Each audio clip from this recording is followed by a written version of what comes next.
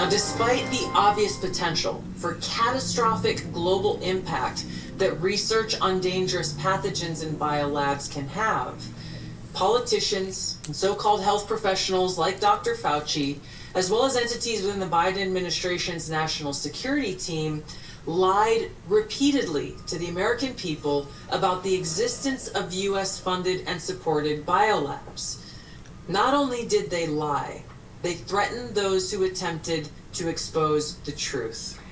For years, anyone who questioned U.S.-funded biological research overseas that could be considered gain of function was often dismissed as a conspiracy theorist. Well, now Director of National Intelligence Tulsi Gabbard, as you heard, has declassified documents she says show the U.S. supported or funded more than 120 biological labs across more than 30 countries, including facilities in Ukraine working with some of the world's most dangerous pathogens.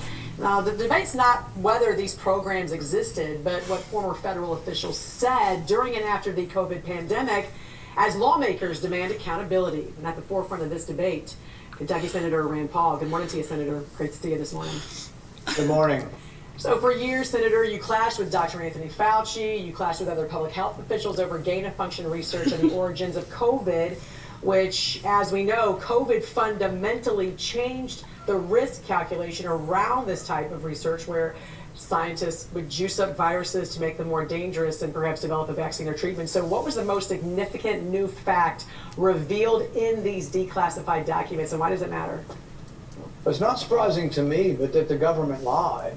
So when this was brought out a couple of years ago that these labs existed in Ukraine and there was particular danger there because they were in the middle of a war, they all said, oh, you're crazy. It's conspiracy theory. This doesn't really exist.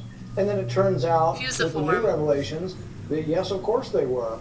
And some of the research, we believe, is farmed out to third world countries and other countries because they know it's dangerous and they know we would object if we discovered it on our soil. So they're actually taking it to foreign countries to do dangerous research because they think there'll be less objection. Sometimes the foreign countries will take it simply because we pay for it and the money. But why would we be doing this? Why would we be funding these labs all over the world? It's a terrible thing, and I'm glad that Tulsi Gabbard has declassified this, and we're not done with this. We're going to go lab by lab, and we're going to expose the individual pathogens that they're using and the danger. Senator, critics will argue these labs were not a secret and that the Pentagon during the Biden administration disclosed funding for some of these overseas facilities, including the dozens you mentioned in Ukraine. Yes, a war zone. Do you agree with that? Did they disclose, did the Pentagon disclose funding for these overseas facilities? Well, the interesting thing is when they say they're not a secret, why did they tell us they didn't exist at all? So now they're saying they weren't a secret, but at the time when we were pointing this out, they were saying, oh, it's just a conspiracy theory. They don't exist at all. You've completely made it up. Crap. Now that we've caught them with the goods, we have the receipts, they're now saying, oh, well, everybody knows about them. The other argument they will make is, oh, these are just for agricultural purposes or just animal viruses. But the devil is in the detail, because what they do is, let's say the avian flu. The avian flu is very, very dangerous in humans, but it doesn't go human to human. We don't want to be supporting a lab in Ukraine that might be taking the avian flu and putting it in humanized mice and growing it serially to get it to be more adaptive to humans. That's what they did with the coronavirus. That's what they were doing in Wuhan. So absolutely they need to tell us. And I can tell you, as a member of the Senate, they hide this from me. A lot of it is done through the Defense Department, but it's also Defense Department intelligence. The Intelligence Committee is perpetually hiding things from me and from the American people. I'll give you an example. The Church Committee sought to reform our intelligence community back in 1976. I've been trying to read the associated classified version of it. It's 50 years old. They're hiding it from me. It's in a room of 400 boxes. They won't let my staff go in the room. They say I can come in and look through the 400 boxes. And what I'm looking for is a 50-page document that I'm sure they can find, but they won't give it to me. But this is the resistance you get from the intelligence community. Most of the funding I'm looking at now is classified, unnecessarily so, but I can't get to it because they won't let me know the actual details. When I send a letter to the Intel Committee, I get stymied because they think their job is to protect the spies from any kind of oversight. So is this the reason why you think they're hiding? Why would they hide it? They hide it because they don't want scrutiny. And so let's say that they are working with the avian flu. They'll say, oh, we're trying to stop the avian flu. And I would say, well, I need to see the experiment you're doing to see if I think it'll stop it. So a lot of things, for example, they say the State Department funded for 10 years identification of viruses. Well, who could be opposed to that? Identifying viruses maybe could help stop them. But it was more than identification. They would get a virus and they would say, well, wonder what happens if we mix it with this other virus. We take an S protein from this coronavirus, stick it on here, and then we see if it infects humanized cells. Well, that's no longer identification. That's a gain of function experiment. So what I'm proposing is a presidential commission with scientists to review all research from here forward and to scrutinize whether or not it is gain of function and try to stop it before it happens. But this includes all the biolabs overseas. All that research needs to be scrutinized by someone who's objective.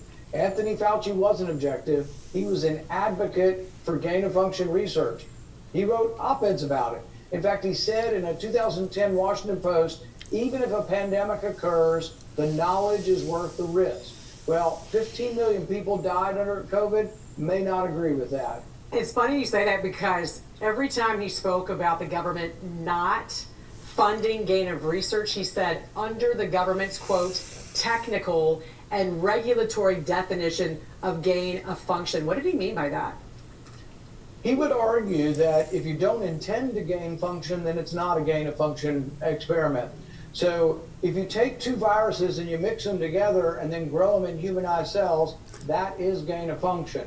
He would say, oh, well, if you're surprised and it multiplies and grows well and you've now gained function, oh, you were just surprised. And then what they didn't move on is they said, oh, yeah, it grew tenfold, but as long as it doesn't grow 100-fold. So they started adding extra definitions to it, but all of these are gain of function. The interim NIH director, Tabarek, came in and testified that, yes, it was gain of function, just not technically so, according to Anthony Fauci's definition, which he kept changing. Yeah. He changed the definition one time right before a committee hearing I had with it. He changed the definition. Your committee also recently released new documents detailing Fauci's role in the early days of the pandemic, and you've argued his preemptive pardon should be challenged in court. Why do you believe that pardon's not going to legally hold up? Well, we've never had a pardon that's gone to court that was granted for an unspecified crime. So he's been pardoned for any crime he might have committed over a 10-year period. He's never been charged with a crime. So how do you pardon someone in advance of a charge and for any crime they might be charged with over a 10-year period? So I think a court could look at this and say, that's way too broad. If you didn't specifically pardon him for something, he's not pardoned. So I think it should be challenged in court, and I think it's worthwhile. But he's guilty of several felonies. He's guilty of lying to Congress on gain of function, but he's also guilty of destroying records. That one's an open shut case. He not only destroyed records, but he would send emails to others and say, when you read this, destroy it. So he's guilty of multiple crimes, and someone needs to have the guts to indict him. He needs to be investigated, mainly because he is the paragon of an example of a guy who funded research so dangerous that it may well have led to the deaths of 15 million people. Kentucky Senator Rand Paul, really appreciate your time this morning. Thanks for joining us here on the National News Desk. Thank you. One of my favorite parts of this job is the people that I work with. We are on the main turnpike. We're all regular people. We're moms, dads. In the construction zone, the speed really is probably the biggest issue. Average speed is probably closer to 70, 75. Sometimes it's literally... The one decision that I'm most proud of is definitely signing on to go back to school, fulfilling a dream I... Now, despite the obvious potential for catastrophic global impact that research on dangerous pathogens in biolabs can have, politicians and so-called health professionals like Dr. Fauci, as well as entities within the Biden administration's national security team, lied repeatedly to the American people about the existence of US funded and supported biolabs. Not only did they lie, they threatened those who attempted to expose the truth. For years, anyone who questioned U.S.-funded biological research overseas that could be considered gain of function was often dismissed as a conspiracy theorist. Well, now Director of National Intelligence, Tulsi.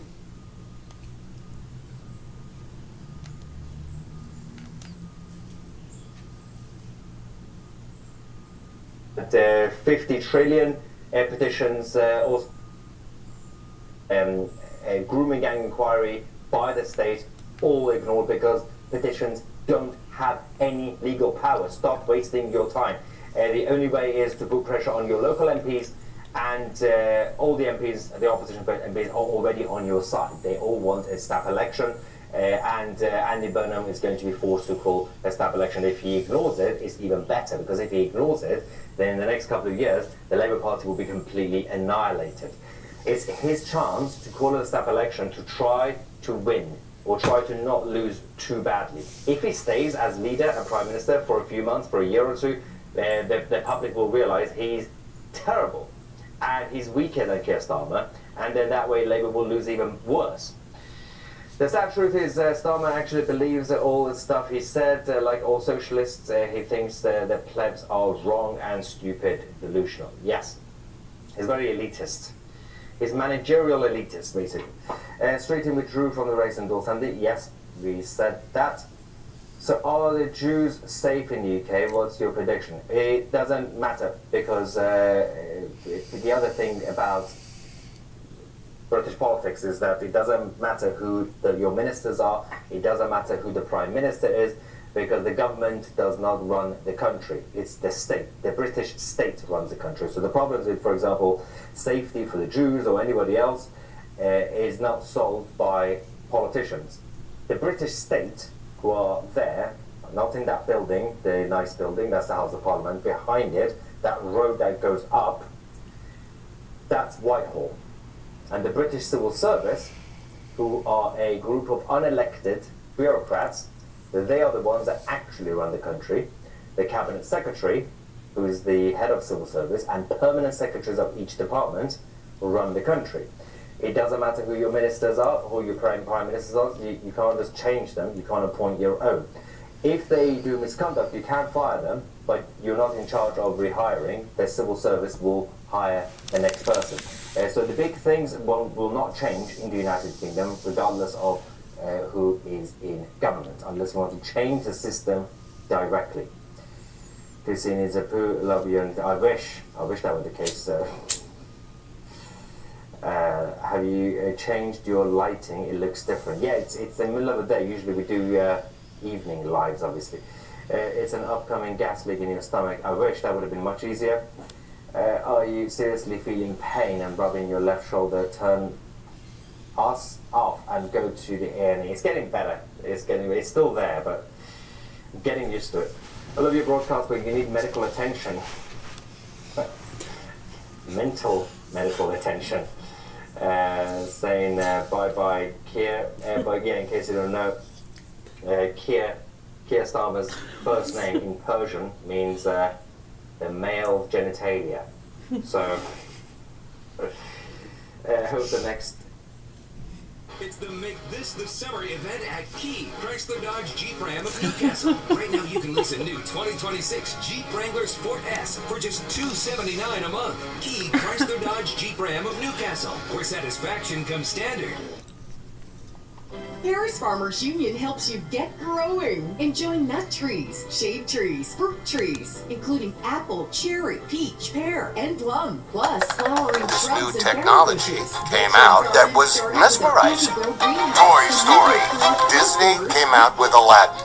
It was a casting decision that they never bothered with prior to this. They said, you know all that work you did? We're throwing it out. We're going to start over from scratch. We did about 80% of a film that they threw away. Literally, guys, I cannot emotionally or physically or spiritually do this anymore. And somewhere in the mix of that comes out, that moment for Woody and Buzz. And then on top of that, you also have to pay 20%. We talk to high performers such as yourself, and we ask them to share just lived experiences, which just helps our listeners learn from them, embrace them in their own lives, and so on. Before Toy Story was Toy Story, and you agreed to do it, I'm intrigued by. Obviously, this was a time when movie stars didn't necessarily do a lot of voiceover. Right. How and why did you agree? I can tell you exactly. Disney came out with Aladdin with Robin Williams as the genie. And if you hadn't seen the movie and other people had, they will say you have got to go see this new Disney movie because Robin Williams is hilarious. Really? As opposed to the absent-minded professor and Fred McMurray is... no, you can't. And then when you saw it, I mean, I remember seeing it and missing lines because we were laughing too much. And knowing how movies are made, that means they just got Robin in a studio with a microphone and said, go man, go. All right? And I think, I'm no expert with it, but I believe that might have been the first time an animated, specifically Disney movie, was hugely popular because of the casting. Because Robin was so amazing. And the benevolent overlords at Disney at the time, which was, that would have been the Katzenberg Eisner era, it was all business. It was a business decision that they had made. And so they said, oh, wait a minute, if we get, quote unquote, above the title actors in it, it will not just be a movie for kids that the adults will choose in order to go see it. And we just happened to land at the same time that this new technology came out that was mesmerizing. And the geniuses that John Lasseter and everybody else was at Pixar, they had just bottled lightning in a new way that ended up being a brand new enterprise, maybe at a time when Disney animated movies were beginning to look more or less, in a kind of technological sameness, right?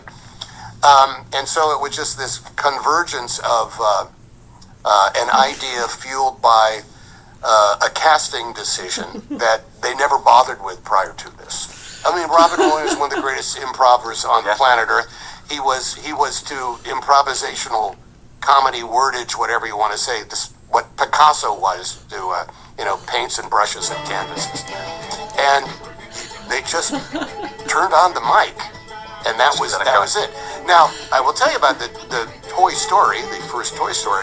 They sort of wanted us to do a version of that, the entire cast, not just me, and Tim. But they said, look, if you want to come up with some ad-libs, go ahead and do it. Not my thing, per se, but they were trying to form it, and we did about 80% of a film that they threw away because it was not working. It didn't have a unifying DNA or emotional arc to it. Instead, it was based on, well, let's see what we come up with.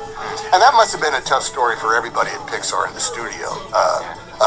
Tough phone call to make, because they said, all that work you did, we're throwing it out. We're going to start over from scratch. Well, I've actually got a clip that was on YouTube. Okay. Of, if I can show it to you. Wow! Am I hearing correctly? You don't think I was right? Who said your job was to think, Spring Wiener? Jeff, use this vast reserve of brain power to consider this for a moment. If it wasn't for me, Andy would pay idiots. That is exactly you. That's amazing. Because he was originally a bit mean. He was like a bossy, they were trying to develop this kind of dynamic between a guy who thought he was an expert with a guy who was a cluck. Yeah. Right? Yeah. And so there was and it would have worked to a degree, but it wasn't examining the theme, oddly enough, of humanity that made any sense. And so they just, that's amazing that exists, because that is literally the thing that did not work when you put it all together. And they did not know that until they put it all together. Yeah. And were you involved much in the character development? No, other than the work that we did in the studio at the time. And by the way, that's grueling work. It sounds ridiculous to say, but to stand on microphone and be constantly outraged and, angry and, you know, lecturing everybody or complaining or trying to come in. I always said it's a work on the diaphragm. It's the only time I work that hard. Do you have to prepare differently for voiceover work to in-person work? Do you have to do anything different? I mean, you're describing there that it can be a bit grueling. The difference is the powers of the imagination, because it's all you have. I mean, if I'm in a costume and we're on a set, there is this thing that you could just sort of like start playing, and it's fun, and you get there, no matter whether it's serious or not. I mean, like I made a movie where Audrey Tautou and I were running around the Louvre Museum. I was changing my shoes in front of the Mona Lisa. And you know how we did that? Well, we went to the Louvre Museum and we shut it down. We ran around trying to solve, you know, the Da Vinci Code. You know, that actually covers an awful lot of ground. But when you go to Studio C on the Disney lot and you're there for, you know, hours and hours and hours for days and days or months and months and months on it, not continuously, but you keep returning to it, your brain fries and you go slowly nuts. And you see, there were times when literally I left a recording studio where I said, in a nice way, you guys are savages. And I'd take my headphones off, put it down, and say, I cannot, literally guys, I cannot emotionally or physically or spiritually do this anymore today. And, you know. And I've heard, this might be a rumor, but I don't know if it's something you said or I heard, but do you do it a lot of time with your eyes closed? Does that help with the imagination? There's a lot of stuff that has to go like that. There is an actor's exercise in theory or in a classroom that you can do. It's called repetitions, in which you have a line of dialogue and you literally wring every possible interpretation of that line out. It can be very minor. I remember doing it when I was at Chabot College, about the only true acting class I took, in which it was the exercise that our instructor gave. And it was lines of the servants in a Shakespeare play. All they were doing was setting up a table. And our job is to wrangle all the meaning we could out of literally 4 lines of servants from, I can't even remember what play it was. And that is what we do all day long for every line of Toy Story. And there have been times where we have gone to 73 takes on something, and they are satisfied, and I am not. And so we stay with it. And there are times where we've gone to 73 takes, and I am satisfied, and they are not. And somewhere in the mix of that comes out, you know, that moment for Woody and Bo, or Woody and Buzz. I hear there's some with other film stories that I've heard where the actor has seen the movie and actually gone in and gone, I don't like the way I played that, I want to redo it. I've heard that with a couple. Are there any roles you've ever played that you would love to go back and redo? Moments of them in all. You know, I don't see these movies more than once, you know, because they don't change. That's one thing. And the first time, all you're doing is being the most self-critical human being on the planet Earth. And there is something in every one of these movies that I wish I could go back and do. Sometimes it's a whole day of shooting. Sometimes it's one individual bit of coverage. But I have since learned that the worst arbiter of the quality of a moment is the actor who performed it, because it's all just a battle of self-consciousness. Because I've done. There was a scene in Philadelphia in which Andy is leaving Denzel's office, and he will not represent me because I have AIDS, and I have nowhere to go. I have no lawyer. I have no hope. I'm going to die soon. I am a social pariah. I have no job. And when we did it, all that was required of me was to walk through a door, look both ways up and down the street, and move off.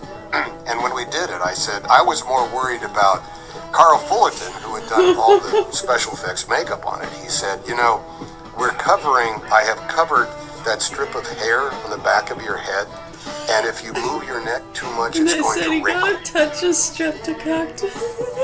Okay, sir. I'll try not to. So we did it, and we do 3 takes? I have no idea. And for me, it was just a beat. It was a thing that we were grabbing in the light. But when you add on everything prior to it and everything after to it, when you added, Jonathan Demme brought up the baseline of Streets of Philadelphia by Mr. Springsteen, and you end up seeing it in context, it's this thing that I can't quite fathom how it is as powerful. And I've had people come up to me, strangers, say, man, that moment when you left Incels Wellington is very good, sir. And you realize that that's the serendipity of being in a movie. Something happens that is beyond your control, including whatever control you had on the day that you were shooting it. A lot of times, every motion picture director is very different. Sometimes they want to go as many takes as the clock and the budget will allow, and other times they want to do 2 and move on.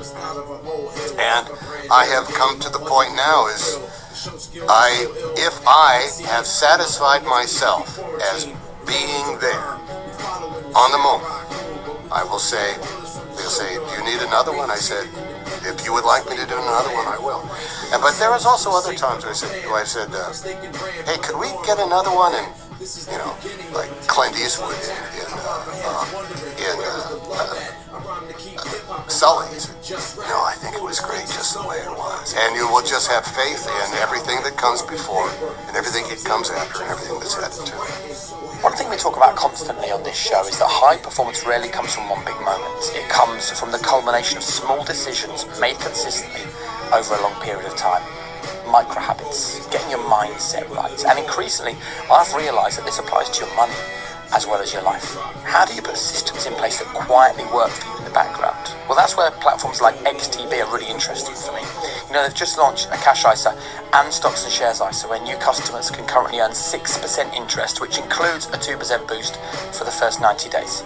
You get tax-free growth, daily interest, flexible withdrawals, no account management fees, and access to over 8,400 stocks and ETFs on their platform. And if you open an account and make your first deposit within 7 days, you'll also receive a free stock to start investing. Learn more at xtb.com/en/join/high performance and use code HPP when you sign up. Capital at risk, investment values can rise or fall. Tax treatment depends on your independent. Today's new clients only. T's and C's apply.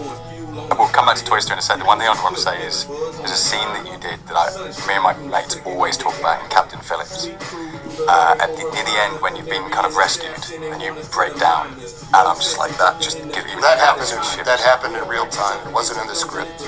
Really? It was like talk about it. Understand that I had been being beaten up by Barcott and Abdul and everybody for quite a long time. And we had talked to Paul Greengrass. I got to also give it up to him for his willingness to shoot on the fly as he did. We were talking to the actual captain of the Brisbane, who had rescued, who had been the guy who rescued Cam Phillips, and we were talking to him after we had shot what was the ending of the movie, a scene that you didn't see. And so I said, Paul was like, what was the first exchange you had with Phillips on the day? So, I was dealing with the Department of Defense guys, and I didn't even know where he was. So I don't think I talked to him until after he'd come through the infirmary. Then Paul said, the infirmary? It wasn't in the script. He said, oh yeah, anybody can come in, he's got to be good. So we went down to the infirmary on board the ship and spoke to, I think her name was Cynthia, I won't have the name, and they were all, the staff down there were just hoping maybe they could be in the background of a shot. Next thing you know, Paul walks in with me, and Mr. Aykroyd was our DP. And he knows how Paul works, so he's automatically looking around at where he can place the lights. And Paul starts talking to the staff there. And they said, what would you have done? He said, we would have made sure what his wounds were. We would have checked out all of his vitals. We would have made sure that he's not near death. We would have patched up whatever was necessary. We would have made a complete assess of his physical and mental state. And then Paul says, do you think you could do that? No, if we, put Tom. And we did it there. And it was the immediacy of it, the fluidity of it, but also everything that we had been through prior to that. And I can't tell you the power a woman's gentle touch in the midst of ultimate emotional and physical distress. And that's the serendipity of what we're talking about. It's that slight head When that happens, there's nothing like it in the world. This is a bit of fun about the high performance stuff. So, do you think Woody is a high performer, and why? Oh my God. Woody has high blood pressure and a need to control absolutely everything all the time. So yeah, I think he is a high. Is that your definition? Yeah, of a high performer? without a doubt. He's the guy you can take in small doses. And what advice would Toy Story 5 Woody give to 30 years ago Toy Story Woody? So what advice would he give back to a younger Woody? All right, that you can handle life outside the safety of Andy's bedroom. Yeah. You can handle it. It's going to be okay. Love that. What would Woody's favourite Tom Hanks movie be? That Thing You Do. And why? The music, man. It's like, come on. And 1964 rock and roll. Is that your favourite movie? Yeah. Buzz, what was his favourite Tom Hanks movie? Oh, who cares? Who cares? Oh my God. No, I guess No, I've seen people that don't know what day it maybe is. like that. You don't even know what country Yeah, I was you're thinking in? of Apollo 13. Well, yes, but Buzz was too obvious, and Buzz would have said they're doing wrong, Well, of course you don't stir the cryo tanks for crying out loud. You don't do that. And then I've got one Probably final meant to question. say out of state. This is a question we ask all our Instead of guests on the show, so overseas, it's great but to I get could them on. definitely see how If that you were to came give off one as funny. golden rule to living a high performance life, what would that be? This too shall pass. Simple as that. Do you think you've cracked it? Honestly, have you hit it for six? Are you just the golden boy at that moment? This too shall pass. Do you think you're an abject failure? Are you crawling back to your room to deal with hours and hours of a losing battle against self-loathing? This too shall pass. And that's it. I know, sometimes. What is it about the head cock that's funny? We discussed this in the 90s, and I think they made a whole movie about it with, what are their names? Cat Williams. No, Night at the Roxbury.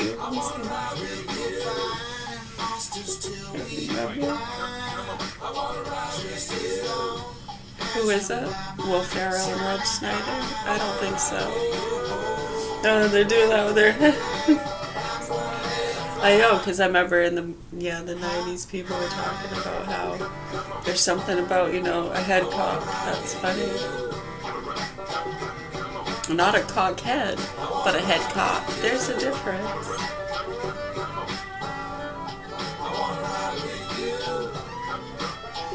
Right, like if you have a dick head or the head dick.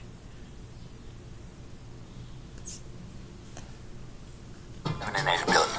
Then, what are you willing to hustle for? This is very important because some of us have innate ability, but we don't work for it. We grew up hardcore on hustle, hustle, hustle. Sleep was sin in my household. No TV. Mom would always say, why are you going to watch someone doing something when you can go out in the world and do it yourself? And then, number 3, endurance. I remember this one time when I told my agent, what I want to do is dramas, no more rom-coms. And this $8 million offer comes in, comedy. I read it. I said, no thank you. Come back with a $12 million offer. No thanks. $14.5 million offer. I said, let me read that again. Ultimately said no. I just wrote myself a one-way ticket out of Hollywood. But 20 months after. Sell what you don't.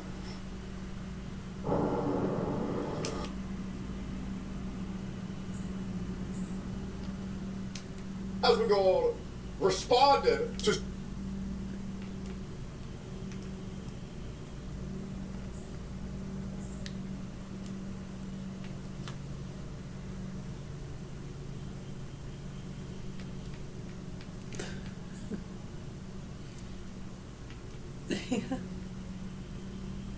Tatev, a little village, let's see, it's hard to describe exactly where it is.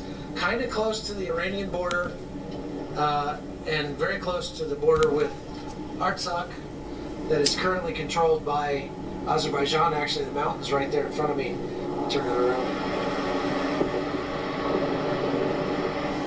The other side of those mountains is controlled by Azerbaijan. But this is the site of the famous Tatev monastery. We're going to go down there right now and check it out. So, tell me about Tatev. He's never been here, but you know For about the it. first time here, I've heard so much about it. And I'm actually very grateful that I have a chance to come here and explore it because I don't know much about it, unfortunately. So I'm gonna learn. So you've lived here your entire life and Yes. you've never come to Tatev? Yes. Isn't that so common? People that live in places that tourists go visit don't go see the places that tourists go to. But they know of places that tourists don't know about. What places should we go visit that tourists don't go to? Don't know. The places you go camping. Oh yeah, they're actually, well, my favorite places to go camping are near very ancient churches in Armenia that are not known at all. I really like, one of them is called Shadivan, the other one is called Arates. Those are really beautiful churches, so. Yeah, see, that's the thing, like, Armenia has so many incredible, beautiful churches that they get lost. I mean, you can go see one every day and you'd be busy for a couple of years or something. Yeah. Right? There's so many. So, I'm just gonna walk right in right now and we're gonna take a real quick turn around Tatev, the monastery. Here goes. Here at the Fox, we know men need a deodorant stick that's just as high-performing as they are. Sometimes even more so. Natural deodorant, 72-hour protection to help you feel like a man and smell like a champ. There is no way they will leave Lebanon, no matter what the U.S. say, and Katz, I don't remember exactly what he said, but it was something in the same direction. So we are with a country that is fanatical in the proper sense of the word, and that makes the whole dealing with them. That's, by the way, that I mentioned the problem of the MOU. But I think the U.S. understood that involving the Israeli before the signature of the MOU would have just made this MOU inexistent. I mean, the Israeli would never have allowed to have an MOU. At least we have one now, and that is kind of a leverage. But this is the problem. Israel will never accept that it could be defeated by someone, and it will seek revenge for that. So that's why I think we are facing a very dangerous phase with that, because it's like when someone is wounded, it becomes more aggressive because it has to react. It feels that its existence is threatened. That's exactly what we have with Israel, and that means that we are in a very dangerous situation. And you may have a situation that leads even to some more dramatic development. I mean, again, it depends a little bit on how the U.S. Is able to identify this and is able to take control over Israel, which in my view it would be extremely difficult because the current administration is not tailored for that. This idea that the US, I mean Trump and his administration has been so evidently, obviously in favor of Israel that it would be very difficult for them to show a position that is a position of strength toward Israel. That's my concern. Make themselves inaccessible. Thank you so much, Carl, for being with us today. Great pleasure, as always. That was my pleasure. Thank you for inviting me.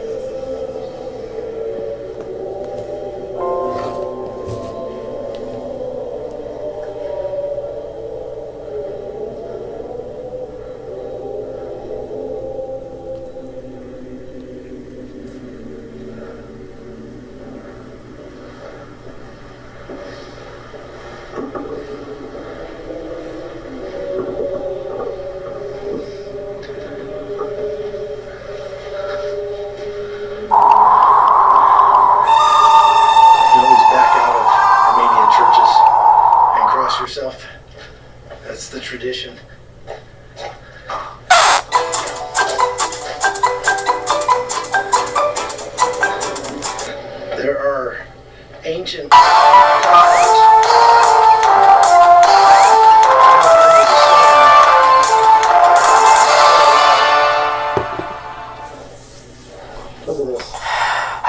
Ladies and gentlemen, welcome to Tusi TV. This is your global news channel. I'm Maya Tusi, and Keir Starmer has officially announced his resignation as the Prime Minister of the United Kingdom, despite all the fake...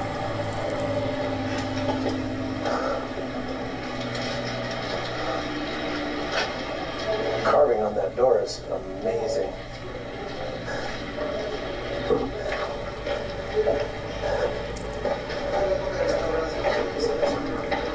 I'm going to take you to one of my favorite spots in here. We're going to walk down into these tunnels now.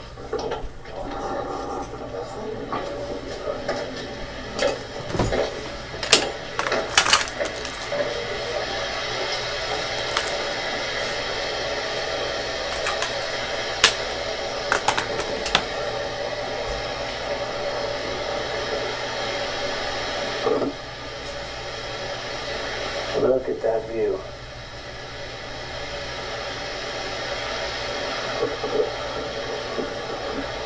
I can sit here and look at this view forever. It's incredible. You can hear the water rushing down below. There are some rivers that form just massive waterfalls. Hopefully tomorrow morning I can fly my drone down there. It won't be too foggy or too windy or something like it has been the last couple of times I've been here. And look at this chamber.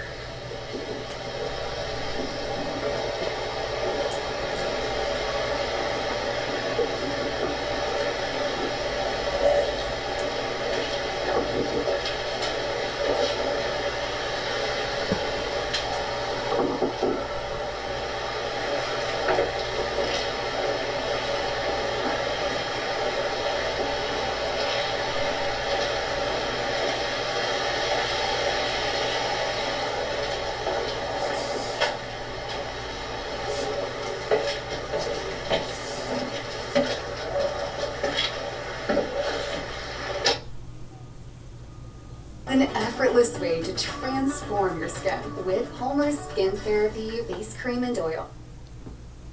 At Darling's Chrysler Dodge Ram in Augusta, don't miss the Make This the Summer event. Get over $11,000 off a 2026 Ram 1500 Laramie Crew Cab. You'll do better at Darling's.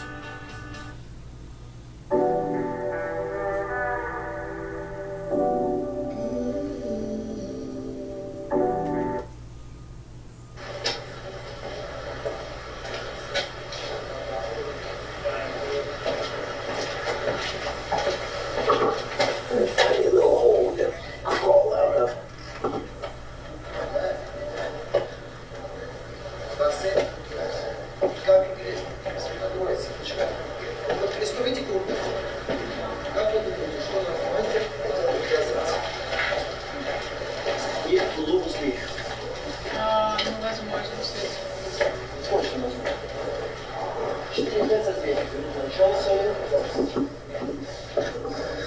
This place was a seminary also for many years. I believe this was the kitchen because there's an oven in the floor right there. I don't know if you can even see any of this.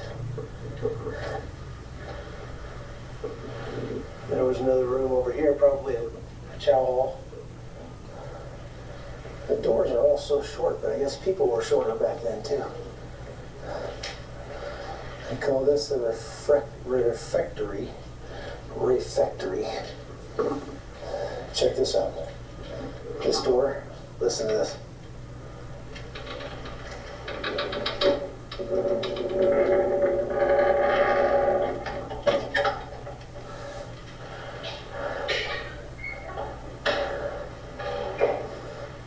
Makes that squeaky noise.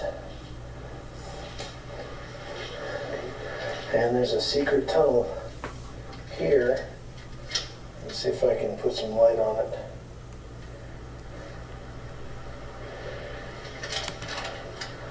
It goes outside. Here's another one of our interesting, heartwarming behaviors we come up with.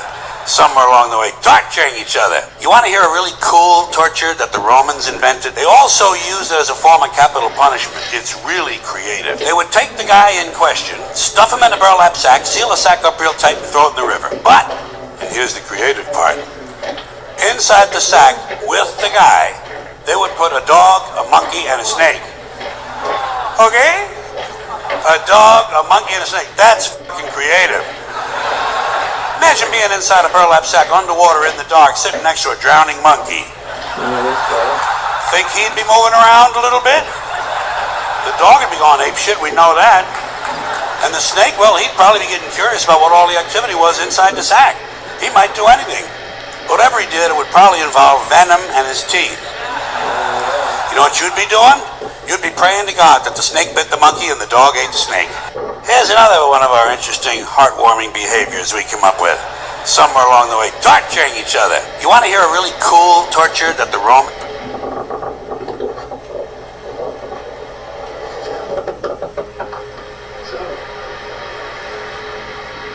Pretty awesome. Delta Squad.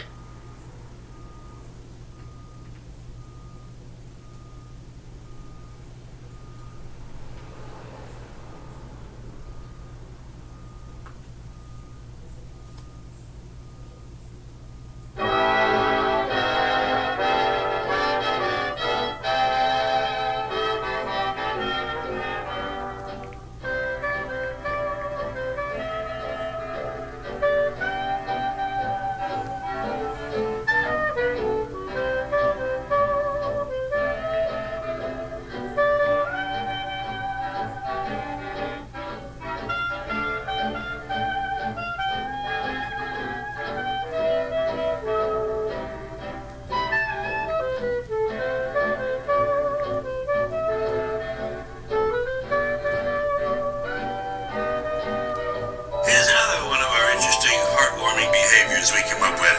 Somewhere along the way, torturing each other. You want to hear a really cool torture that the Romans invented? They all...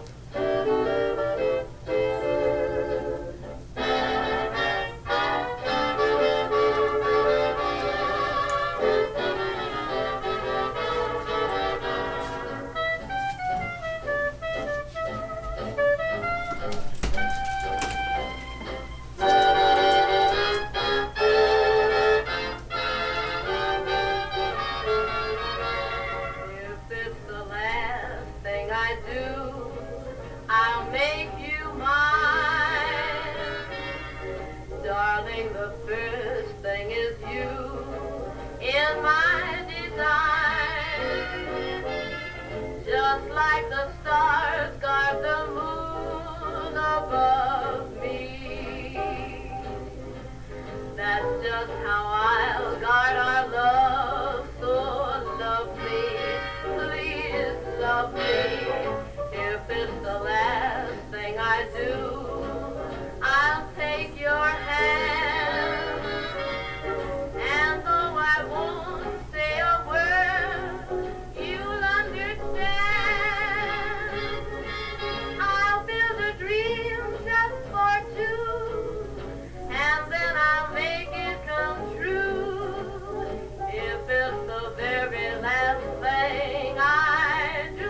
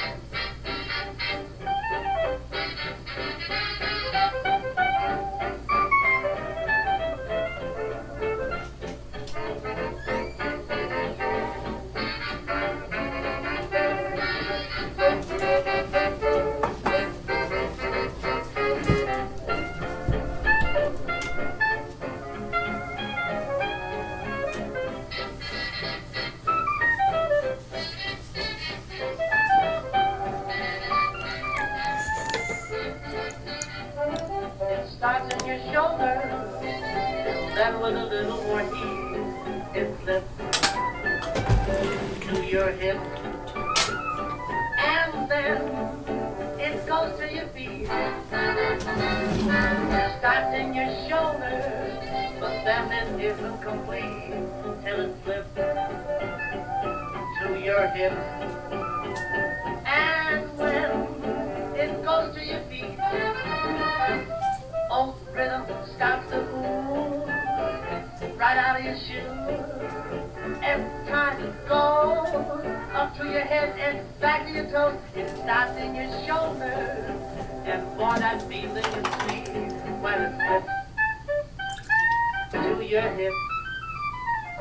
And then it goes to your feet.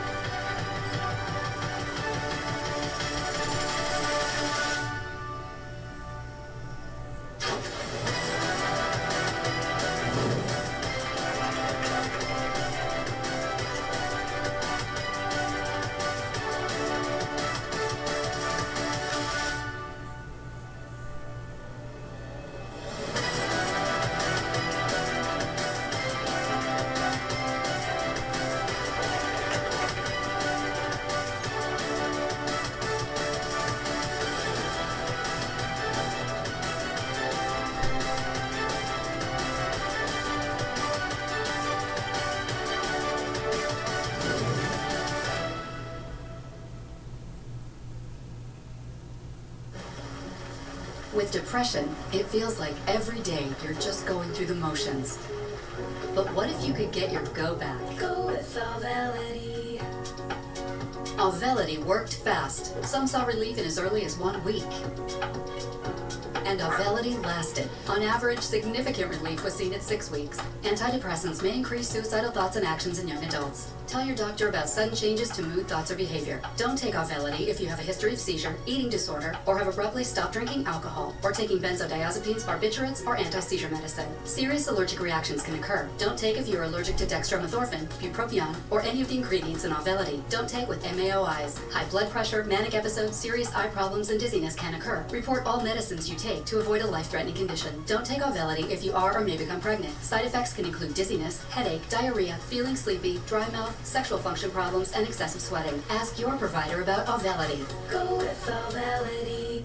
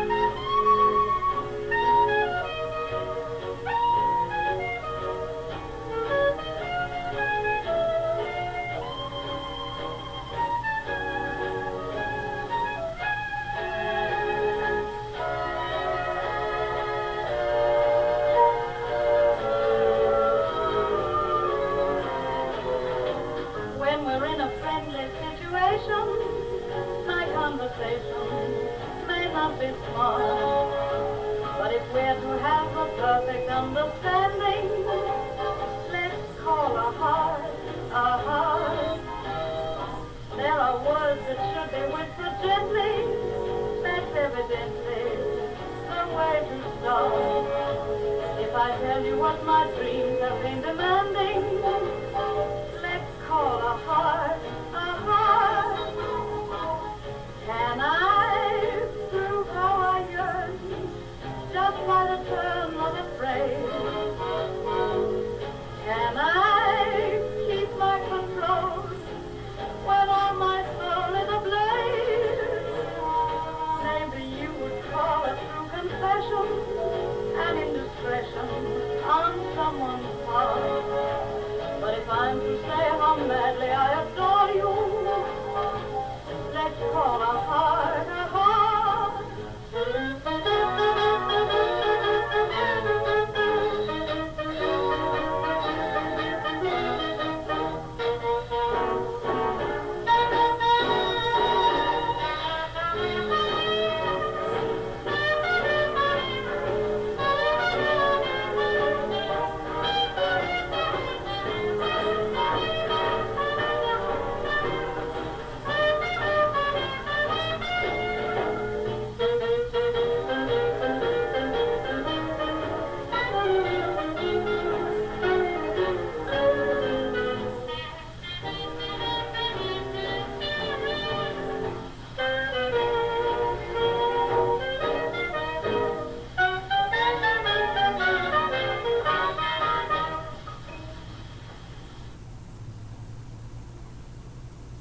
Ocean State Job Lot.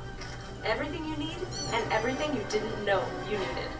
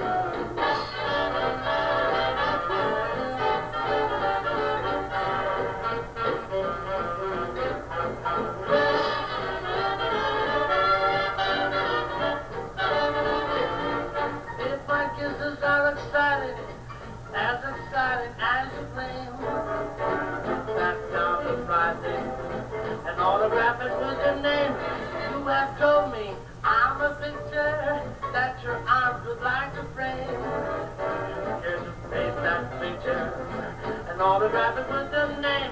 I've heard your proposition. Would you listen to that again? I don't mind the decision. Why don't you say it with a promise that though your offer isn't binding, I feel better just the same. That job is writing. If money is your aim, autograph it with your name.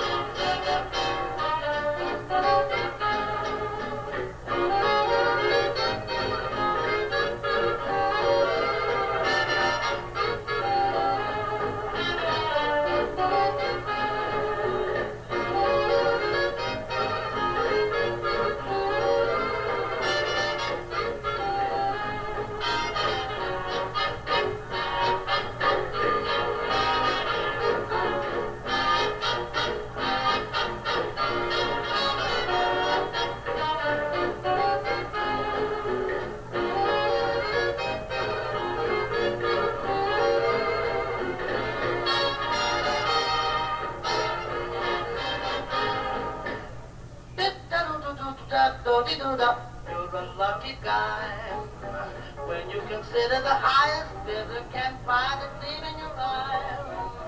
You're a lucky guy. Thank your lucky star. You got a honey who wants no money. She'll take you just as you are. Thank your lucky star. Hey fella, say fella, don't you realize it's faded, you rated, open up your eyes. You're a lucky guy. You're just beginning, so have your ending and let your troubles go by. No one can deny you're a lucky guy.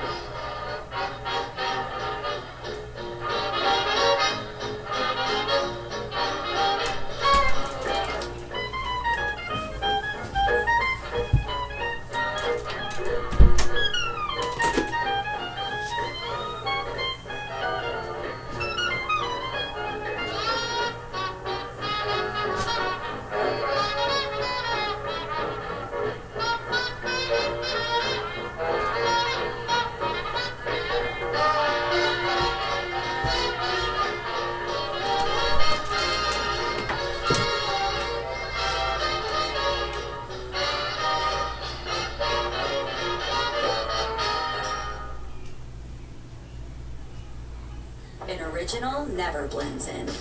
She follows her own lead. And cut! She runs the show and calls the shots.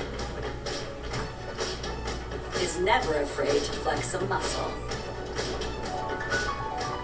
And redefines the genre. All by staying true to herself. Because originality should always be within reach. TJ Maxx. Never uniform, always you. President Butter. So rich. So delicate. No wonder it's the #1 butter in France. If it's excellent, it's President.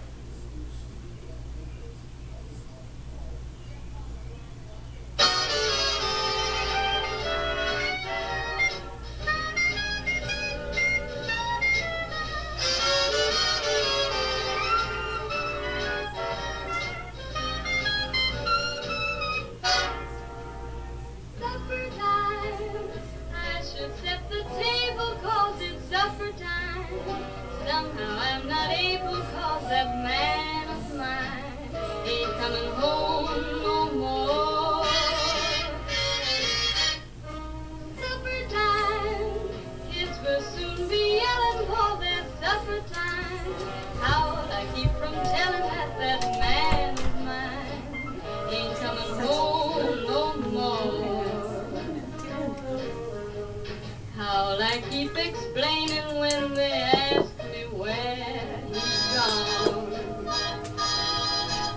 How I keep from crying when I bring their supper on.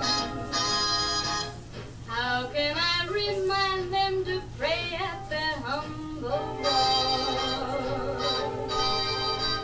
How can I be thankful when they start to thank the Lord? Lord, supper time, I should set the table 'cause it's supper time. Somehow I'm not able 'cause that man of mine ain't coming home no more. Ain't coming home no more.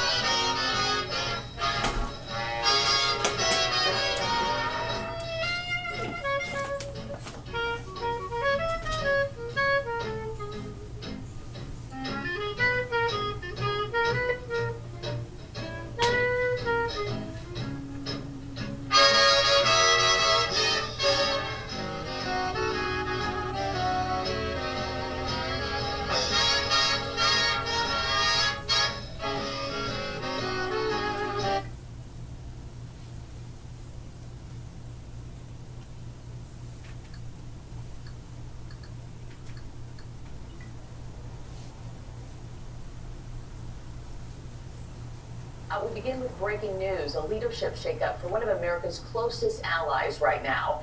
British Prime Minister Keir Starmer. Yeah, we have a little bit of fog, and temperatures are nice and mild to start off our day in the mid to upper 50s across the area, low 50s up north. Now, over the next 12 hours, we got ourselves kind of a 50-50 day. The early morning hours and into the really kind of afternoon, we're okay. Temperatures are a little cooler than maybe you want it to be at the beach or the lake, but temperatures around 70 degrees by 10 o'clock, and then we actually cool through the day with clouds and showers build again by mid to late afternoon, and it should be pretty rainy by late this afternoon and into the evening hours.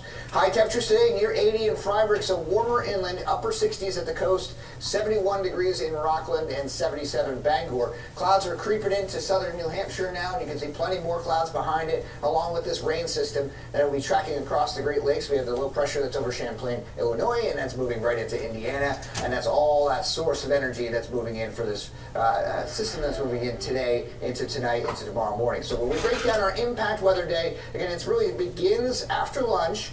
And one of the areas that we'll see it first will be York County and Carroll County, maybe even into Cumberland County around 2, 3 o'clock. But by 5 o'clock, we're well in this. Steady rain into the evening hours, and then overnight, the heaviest of rain.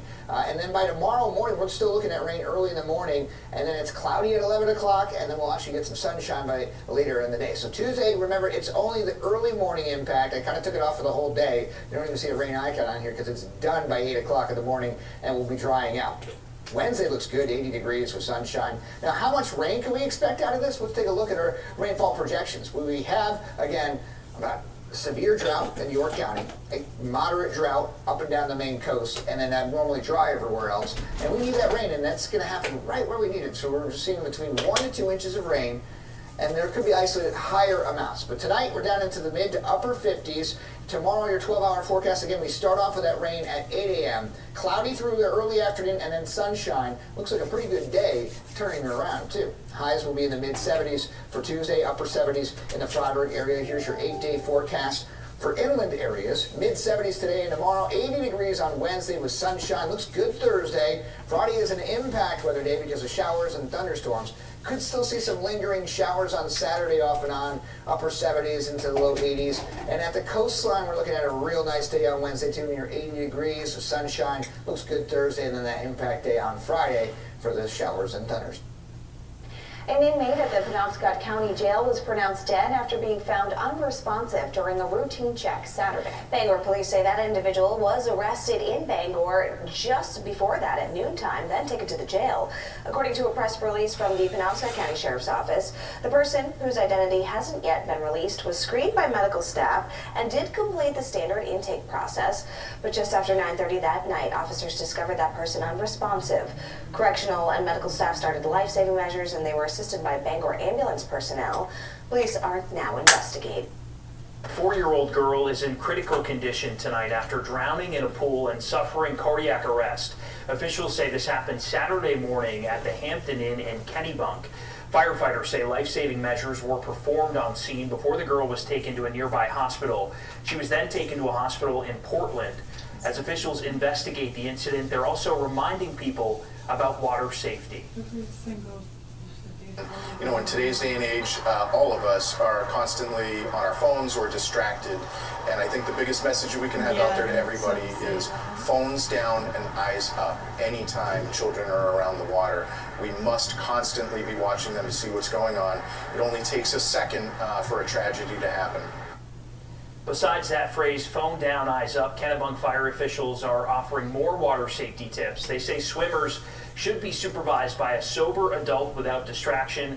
They also suggest using fencing around the water, wearing life jackets, taking swimming lessons, and learning CPR. If you see someone unresponsive and not breathing, call 911 immediately.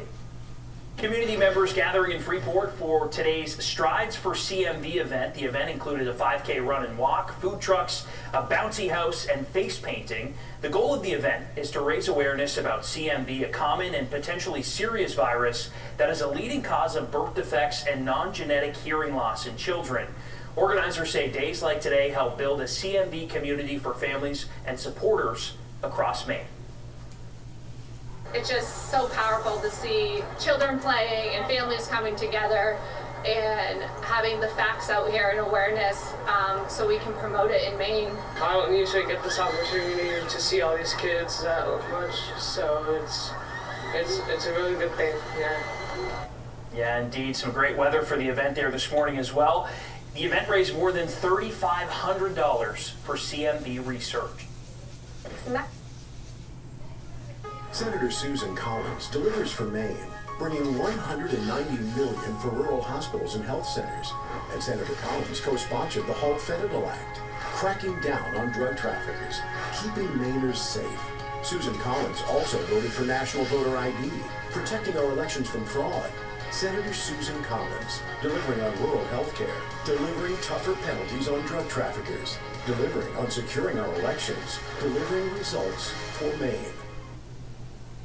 I respect Graham Plattner's service, but he doesn't respect ours. Plattner falsely accused a military hero of war crimes. He said a Purple Heart recipient didn't deserve to live after being shot. And Plattner blames his Nazi tattoo on military culture? Graham Plattner's a fraud. Medical appointments can be overwhelming, especially if you don't have a way to get there. Age-friendly Sacco, a local nonprofit, is doing what they can to help alleviate that stress. And this week's community champion plays a big role in making that happen. People have talked about that for years, like why isn't it required to have a big difference just a one drive lifeguard at a time. at all public John pools? Solly is a right, as long as they volunteer put up driver. a sign, right there swim at at the your appointment own with risk, them no lifeguard on and duty. stay and make sure they get back home safely. He's been working with Age-Friendly Soccer Yeah, no, I'm not since talking 2022, about, bringing public riders beaches. to We're medical talking appointments. about Some pools. trips just around the block, others hours away. When the elderly lose that last bit of independence of not being able to leave their home by themselves to go wherever they want to go, it's shocking when the doctor says you can't drive anymore. Interested senior residents in Saco can request a ride Right, by because phone then if or something does online, and a happen, the volunteer will parents sign up to can't drive sue them. the police. Age-Friendly Saco has given more than 5,000 rides since 2022. They say that would be Right, and possible then without to accidental It's just so drowning. much fun meeting other people, Yeah. driving them So then who's accountable? again and again and again Nobody. and again It was over an the years. accident. In just 4 short years, Yeah, she's people given more have than talked about that 500 one for rides, quite a many of while, them I with think. Robert Denbo in the front seat. As far as Or renew my license, like I'm 92, I should go on. who were the He responsible tells the most adults for this amazing child stories. here, He then is so you know we smart all and were, so you know, right people there on on. vacation I or mean, whatever. He's a wealth of Okay, then information. who's the child's parent? Or somebody's going to be held accountable for this child not being watched These two men have by a become pool and friends, drowning. That's learning about their usually, you know, lives you and have a their lot of people families. that step This in friendship, an on added those kind of bonus to a cases. service Bob relies on. When you grow older, Right, and then you become oftentimes limited. Walking irresponsible gets to be a chore. parents claim a accidental life insurance. Simple I know things how we take horrible for for me to granted. say something about people who just lost a child. How horrible of me. Fucking Johnson's bonds helped psychos. him too after suggesting Yeah, surgery anyways, that yeah, cured that's his been brain talked disease. about for years. It's horrible. From a I drive agree though, there position, should be a law that places, So I got more if they out of want to it have a than I've pool even open to given the back over public, the last 4 years. be required Now they in have good a health, lifeguard John there. plans to continue driving. He also volunteers his time on election day Yeah, working the and in polls. places Reporting where... in Saco, I'm Jamie Ajoulay. Main Right, I mean, you're Story. going to have public places. Thousands or gathering times at when today's Pride Parade in downtown Portland. The parade beginning at Monument Square and accidents still ending might at happen Deer when Ghost the Park, lifeguard's on which had site. food They trucks, might be live busy entertainment, attending a to beer another. garden, and more. Photojournalist Kyle Mercier picked up the sights and sounds Nice. from today's celebration. Yeah, they'll say that like so many monitors or lifeguards per people. Like if it gets to over so many people. The energy is incredible. And we love Yeah, like a seeing daycare. all If you these have people 5, along I the think it's parade what route. you need one adult for every 5 children. What is it? I can't remember what the. Just everyone, like, it's just a great, just. Yeah, there's certain standards for. Everybody is beautiful and deserves dignity, and we are so happy to do our small part in supporting that. And it's so fun and celebratory. Now more than ever, we need to be together. We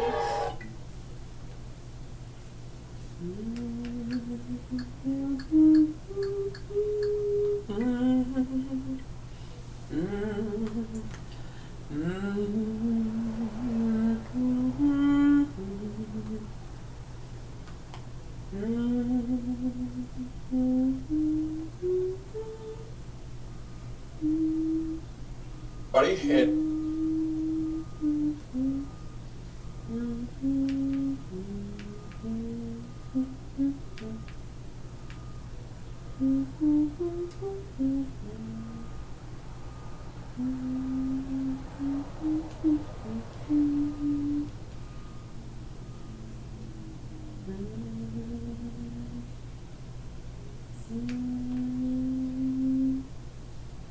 Things harder than building your website.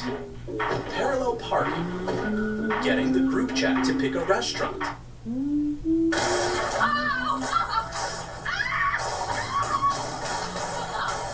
The following events occurred on August 8th, 2023 in Orlando, Florida, and have previously never been released to the public. The incident started when officers were called to the scene of a suspected hand-to-hand drug transaction in the parking lot near the police station. Place your hands behind your back and quick. Just do anything. You got any weapons or anything on you?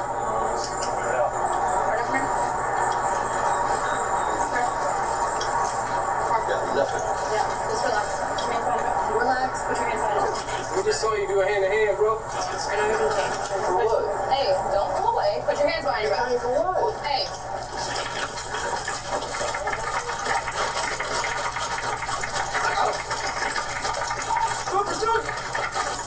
Don't move! Don't move! Back me behind. Pull up to the station.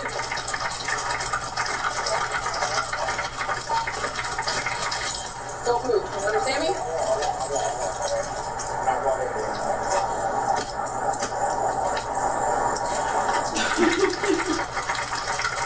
He just ran around the building.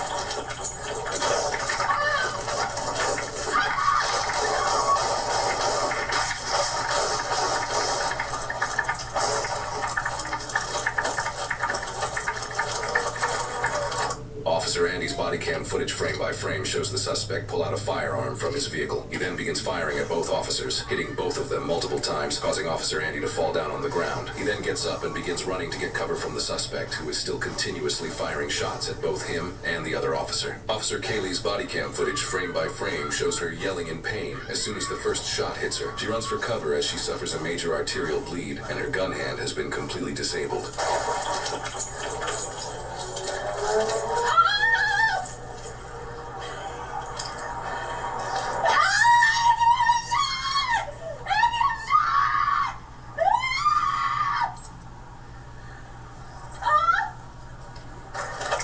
Shots fired! Shots fired!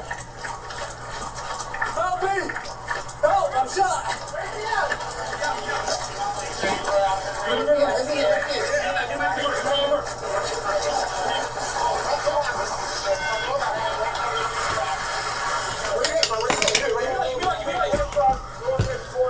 Get this off. Let them know when you come.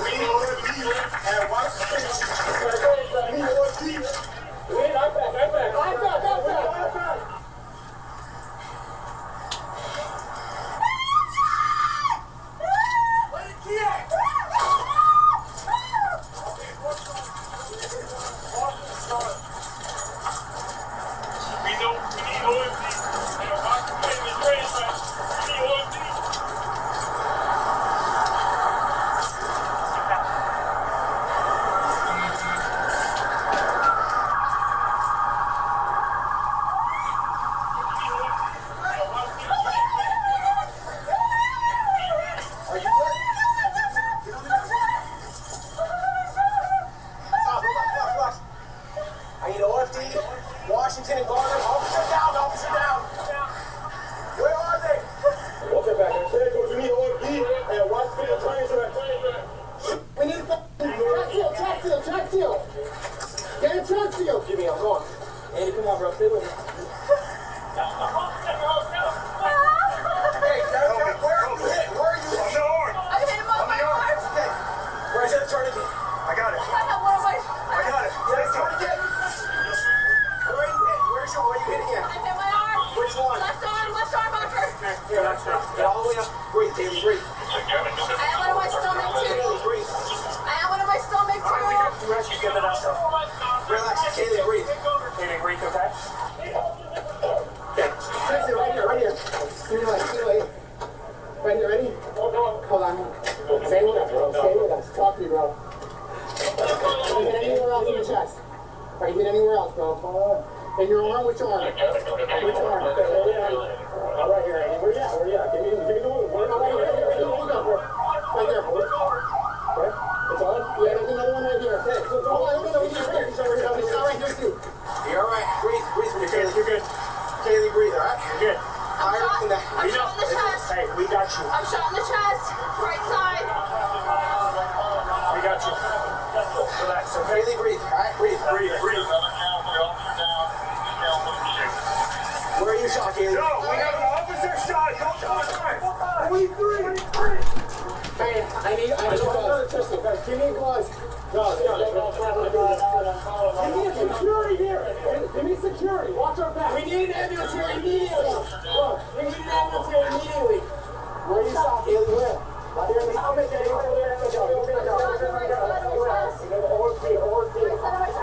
I'm not getting this in, bro. I can't even get this in right now. I can't get it out.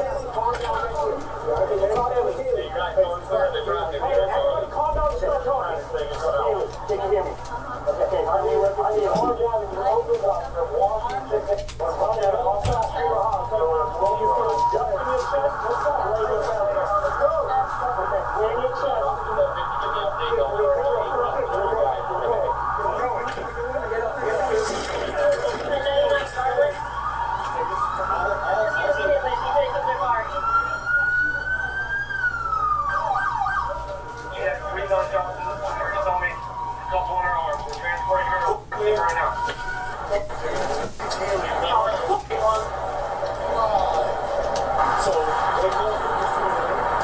I heard the shots right here. So I called it out. What do you have an update on the pursuit?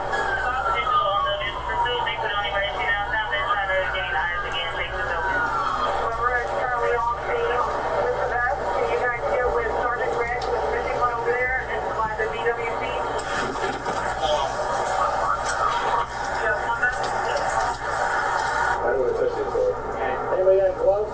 Here's the other one, the 5 minute. While both officers were critically injured and transported to the nearest hospital, the shooter was able to carjack a passerby's vehicle and flee the scene. A massive manhunt for the suspect then began overnight. Over the course of the next 10 hours, police were able to track the suspect down to a Holiday Inn hotel, roughly 10 miles away. A SWAT team was then deployed to apprehend him. After they clear the building, they ready explosive devices to blow the suspect's door open. 5, 4, 3.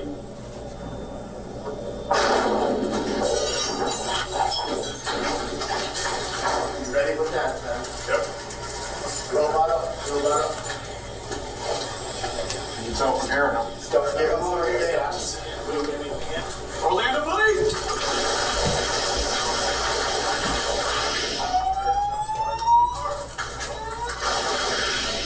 I got your left side.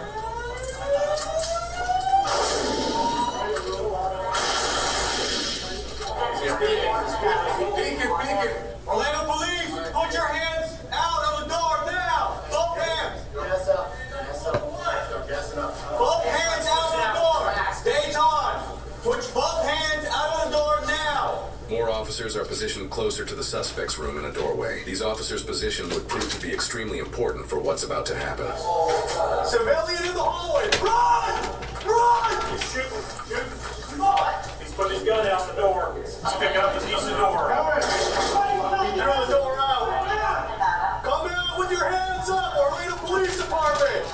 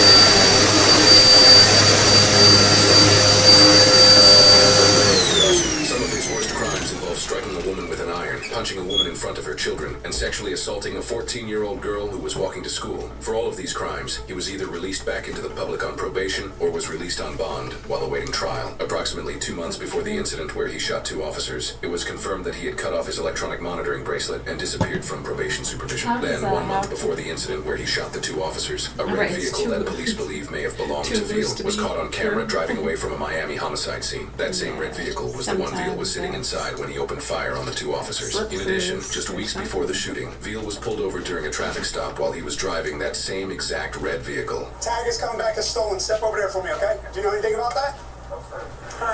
10-4. Because you got a warrant for your arrest. Don't run! Don't run, you're gonna get tased! Get on the ground, you're gonna get tased!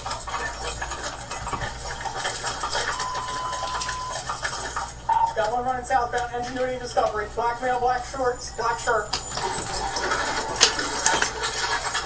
Don't move.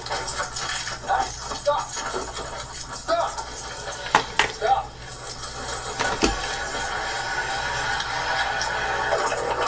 I will be Judge Nelson. Veal was able to escape escaped from police and wasn't seen again until the night he shot the 2 officers. In the hotel where SWAT officers attempted to apprehend Veal, he began sprinting towards an exit after exchanging fire with the SWAT team, prompting officers to open fire during his attempt to flee. Veal was then pronounced dead at the scene, and the same gun he used to shoot the 2 officers from the previous night was found on the floor near his body. No officers or civilians were injured during the incident at the hotel. If Dayton had lived, he would have likely faced a sentence of decades to life in prison for his actions. The 2 officers who were originally shot were left critically injured after the incident and were taken to Orlando Health. They both underwent surgery and survived. They were released from the hospital within weeks of the incident. While it took more than a year of physical and mental rehabilitation, both officers ultimately made full recoveries. The medic sergeant first class, E7. Went in the first waves, and when I came back, I didn't come back the same way as I left.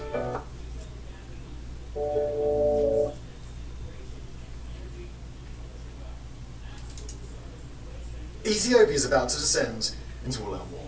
The story hasn't broken through the headlines, with Ukraine, Iran and other conflicts still demanding the world's attention, but global experts who've watched Ethiopia for years are all sounding the alarm, and even Ethiopia's leaders are starting to forecast what's coming. On one side, Ethiopian strongman Abiy Ahmed was recently re-elected in a vote that was less of a free and fair contest and more of a king's coronation. On the other are the Tigray people of the Ethiopian north, a well-armed, well-organised fighting force with several of Ethiopia's regional rivals ready to fight by their side. For Ethiopia and the rest of the region, the stakes could not be higher. The war in neighbouring Sudan has cost untold hundreds of thousands of lives and is already on the brink of spilling past Sudan's borders. Eritrea to the north appears to expect war in the very near future, and Somalia to the south is inches away from its own internal breakdown. Powerful players across the Middle East are taking notice and choosing sides. Saudi Arabia, Israel, Turkey, the Emirates, Egypt and others. On Ethiopian soil, it's not just the Tigray who are on the verge of open conflict. It's the Amhara people and the Oromo too. As for how bad this war could get, well, the last time Ethiopia went to war against the Tigrayans, the result is widely recognised as the deadliest conflict of the 21st century thus far. But if the African Horn blows apart, in the way that currently seems possible or even likely, then it's going to make the ruinous Tigray war look like the Warlord Act. Wind back the clock by a few months to late February 2026, and a war between the Ethiopian federal government and the Tigray people seemed imminent.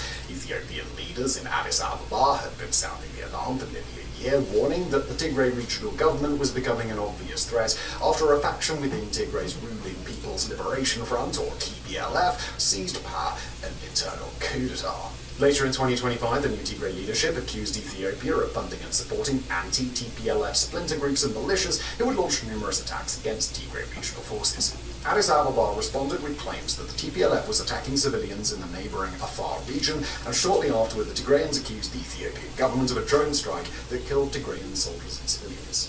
In late January, the Tigrayans seized multiple towns and exchanged fire with government forces, and over the next several weeks the Ethiopian military surged northward in a massive military build-up.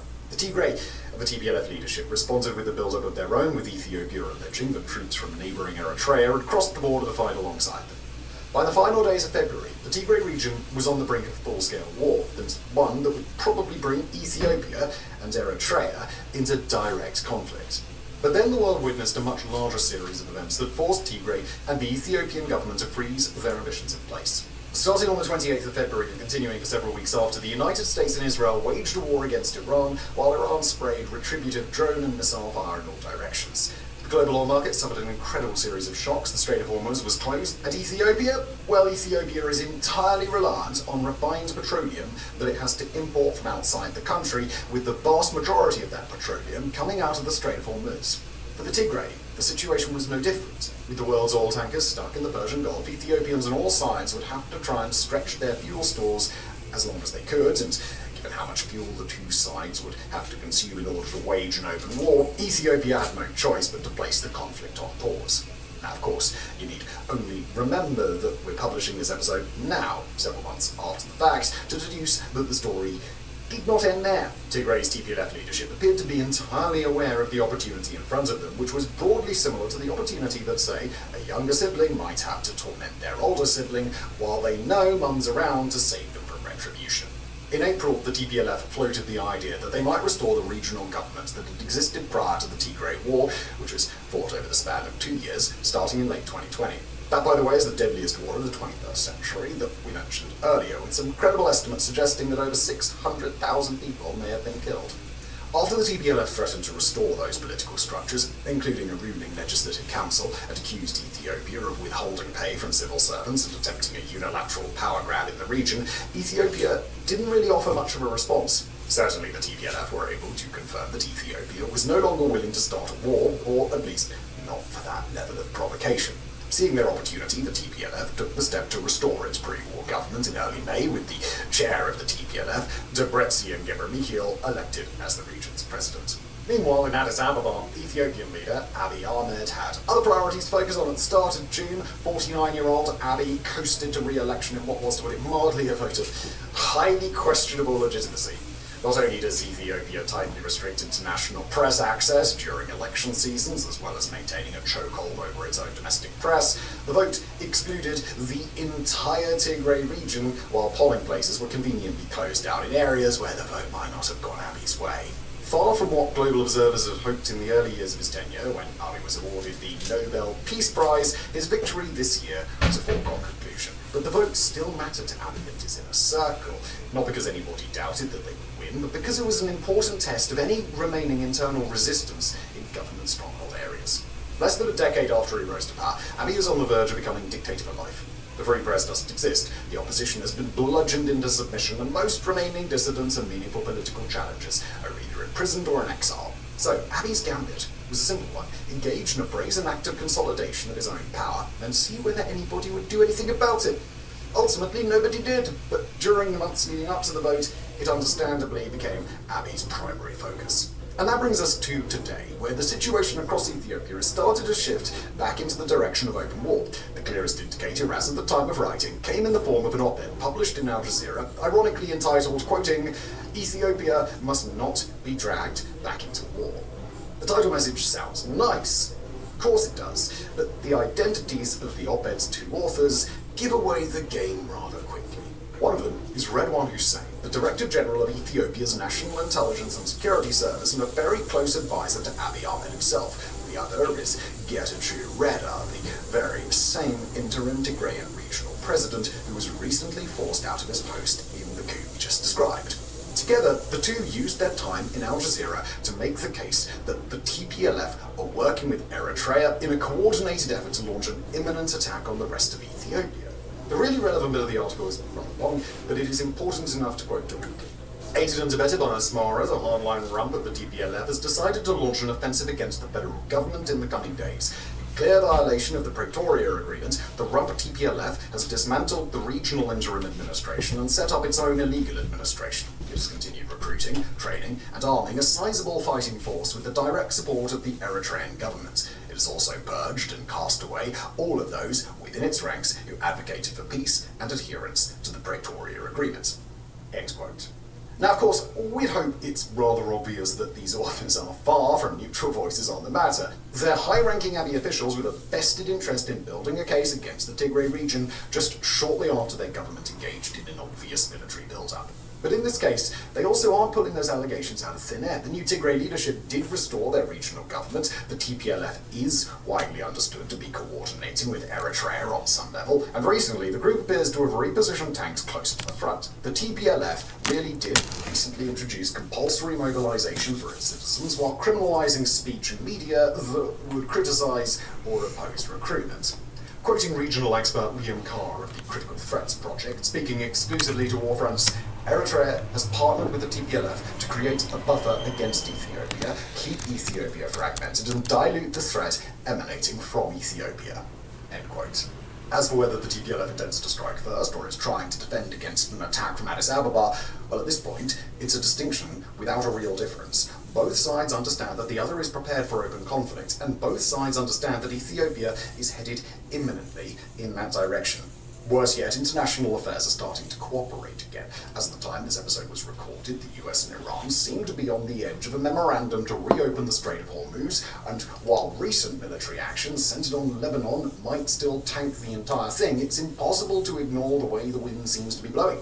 Once the strait reopens, Ethiopia doesn't need to be nearly so conservative with its fuel stockpiles, and that's when the seal is broken.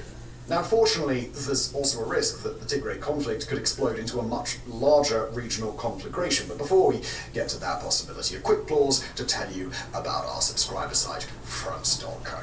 Fronts.co is our outlet for all the stories on Tigray war. Children's Zyrtec 24-hour relief means less allergies and more play. Nature's Miracle. Permanently eliminate tough odors and stains at the source. When it comes to financial operations, people talk a big game. Gentlemen, watch this. But when it comes to your business, or widely recognized again as the deadliest conflict of this century so far. Back then, Ethiopia and Eritrea were working together to fight the Tigray in a war that saw up to 600,000 people estimated dead, nearly 3 million internally displaced, nearly 1 million more forced to flee the country, and 13 million people left dependent on humanitarian aid. Now, as bad as that conflict was, there's already reason to believe that a second war could be worse. For one thing, Eritrea would be on the Tigrayan side this time, introducing greater parity in equipment, economic power, and other key factors. For another, the Tigray are a much more experienced fighting force today than they were at the start of the last war, and the recent regional coup has helped stamp out dissident voices that might have opposed a return to conflict. But this time around, Ethiopia also faces the risk of inviting a much larger national breakdown. The country is still battling another internal insurgency from the ethno-nationalist Fano militias in the country's Amhara region. Although reports on the conflict are relatively scarce outside of partisan sources, the fighting across Right, when you're saying all these armed groups in those specific areas and how old they are, think of how old they were 10, 15 years ago. Just think of but even though that disorganization dots, is an asset to the Ethiopian government, when they're concentrated on the Fano directly, it turns the Fano into an unpredictable, destabilizing force if Ethiopia's attention has to be diverted elsewhere. In a situation where Addis Ababa is preoccupied with the TPLF, the Fano could conceivably realize some serious gains, attacking government forces that can't count on reliable reinforcements. In fact, they've already changed their posture over the last few months, escalating their own activity in response to the military's pivot toward the Tigray region. As of now, Ethiopia has launched a limited counter-offensive against the Fano, but if Addis Ababa believes it could keep up that pressure while also fighting the Tigray, well, we can't say for sure that Abiy would be wrong, but it'd certainly be at risk of overextending. Similarly, Ethiopia would face the risk of destabilization from the region of Oromia, and particularly the Oromo Liberation Army, an organization that's carried out targeted attacks within the last several weeks. Nor is a renewed Tigray war a self-contained conflict, and the risks of outward expansion do not end with the idea that Eritrea could choose to participate. Ethiopia and Eritrea exist within a much larger context of rising tensions across the Middle East and North Africa, where powerful international coalitions take up positions across a range of regional proxy conflicts. We've discussed these coalitions at length in other episodes here on Warfront, so for now, we'll just name names. On one side, Ethiopia is drawn into closer alignment with countries including the UAE, Israel, Morocco, and increasingly India. On the other side, Saudi Arabia, Turkey, Qatar, Egypt, and a handful of other countries are getting cozier with their own nuclear-armed partner, Pakistan. These coalitions are getting involved in proxy and frozen conflicts from Sudan to Libya to Somalia to Syria to Yemen to Lebanon and even Cyprus and Afghanistan. The Tigray conflict is far from immune to these larger forces. Ethiopia has long been at odds with Egypt, where a growing rivalry over access to the Nile River, the Red Sea, and other geostrategic assets has led both sides to seek out foreign support. Egypt sees Eritrea as a natural partner against Ethiopia, and Cairo has been working to deepen their relationship over time, including with meetings in the last few weeks. Egypt also sees the Tigray TPLF as a regional proxy ally, and other members of Egypt's coalition are starting to follow along. Quoting regional expert Liam Carr again, Egypt would almost certainly materially back Eritrea in the event of a direct Ethiopia-Eritrea conflict, as it has the SAF, and Egyptian support given to Eritrea or SAF could indirectly benefit the TPLF given those partnerships. End quote. Turkey, meanwhile, is in a more difficult spot. Broadly aligned with Egypt, but also a major supplier of weapons to the Ethiopian military. Recently, however, reports from the region have increasingly suggested that Turkey is supplying both sides in Ethiopia, not just the federal government. And if there were any region around the world that was primed for a conflict like this to come along and throw the entire region into an international overlapping war, well, it would be the African Horn. Quoting Liam Carr once more, Ethiopia's outsized role in the region and regional issues means that it is linked to basically every other regional issue or hotspot, and I don't think any other tension points would coalesce regional conflict dynamics quite like a war in Ethiopia. End quote. After several years of continuous fighting, the civil war in Sudan hasn't turned out to be the destabilizing force that regional experts once feared, but other countries, including Ethiopia, have started to take a more active role in the conflict. Just within the last few months, Ethiopia allowed Sudan's Genocidal Rapid Support Forces, or RSF, to launch an offensive from Ethiopian soil. That was proof positive for the RSF's enemies, not just that Ethiopia was getting cozier with the group, but that Ethiopia was increasingly aligned with the UAE, who've been the RSF's primary backer for years. The Sudanese military regime has already strengthened ties with both the TPLF and Eritrea, and both the regime and RSF would likely view an Ethiopian conflict as being immediately relevant to their interests. Worse yet, a renewed Tigray war in Ethiopia could see mass migration toward more stable parts of war-torn Sudan, or the creation of new black market routes from the Sudanese front lines toward Ethiopia, or even the movement of RSF fighters and possibly Sudanese government forces in response into an Ethiopian war zone. Quoting regional expert Alan Boswell of the International Crisis Group, "We are in an incredibly dangerous situation where both sides view the other as actively helping their armed opponents. All the ingredients are there for a much wider regional blow-up. Really, a regional mega-war." End quote. Similarly, we've already referenced Somalia's ongoing political crisis, where an increasingly unified opposition is signaling that it may take up arms over Somali President Hassan Sheikh Mohamud as he tries to overstay his mandate. The Somali government has already started framing that crisis in regional terms, referring to the opposition as an extension of the Sudanese RSF in Somalia, and the country's internal divide is well supported by regional power dynamics. Israel, the Emirates, and Ethiopia have all supported the breakaway region of Somaliland and are likely to back the Somali opposition if the situation degrades to open conflict, while Saudi Arabia, Turkey, and other allies have provided Mogadishu with diplomatic and, increasingly, military support. Finally, any regional crisis in the Horn of Africa risks destabilizing South Sudan, where the young country's internal power structures are so fragile that a well-aimed sneeze could probably send them toppling over. Now, as for how all of this could play out, really the situation is all the more concerning because there are so many ways for things to go wrong. Ethiopia and the TPLF could engage in a limited conflict where Eritrea doesn't directly get involved, and instead the war is a way to strengthen proxy alliances on all sides, entrenching regional divisions that the rest of the world is still struggling to pick up on. Or Eritrea and the TPLF could enter into a larger conflict with Addis Ababa, incentivizing the Fano and the Oromo to take up arms and kicking off a much longer period of Ethiopian internal instability. In that world, maybe other countries don't get involved directly, but spillover effects start to change the status quo in Sudan or inflame violence in Somalia. Or in a worst-case scenario, these regional conflicts start to really bleed together and the emerging coalitions across the wider Middle East decide to get involved, pouring money and weapons into what we'll one day remember as the War of the African Horn. Perhaps Abiy Ahmed remains in power in Ethiopia as he currently seems likely to do, or maybe Ethiopia's rising dictator implodes in a firestorm of his own making. Sadly, it seems that peace is the least likely outcome of all. Ethiopia, Eritrea, and the TPLF all seem to be angling toward at least a limited conflict, and in a way, that's the most insidious problem of all. Each of those three governments will have its military objectives and its political priorities, and each of them will probably have a clear understanding of how they expect a conflict to go. But that's just not how the African Horn tends to work, especially not recently. It would be difficult to design a region deliberately as a place that's more perfect for conflicts to spiral into catastrophe. Abiy Ahmed, Ethiopia's Isaias Afwerki, and the TPLF in the Tigray region all suffer from the same critical blind spot. All of them seem to believe that a war is something they can control, with stakes they can choose, and consequences they can manage. That just is not true. And if those dueling governments don't wake up to that fact soon, then they risk sleepwalking into an Ethiopian explosion on a scale that none of them have bargained for. The only thing that constrains them now is the fuel moving through the Strait of Hormuz, but once the Strait comes back online, all bets are off. Thank you for watching.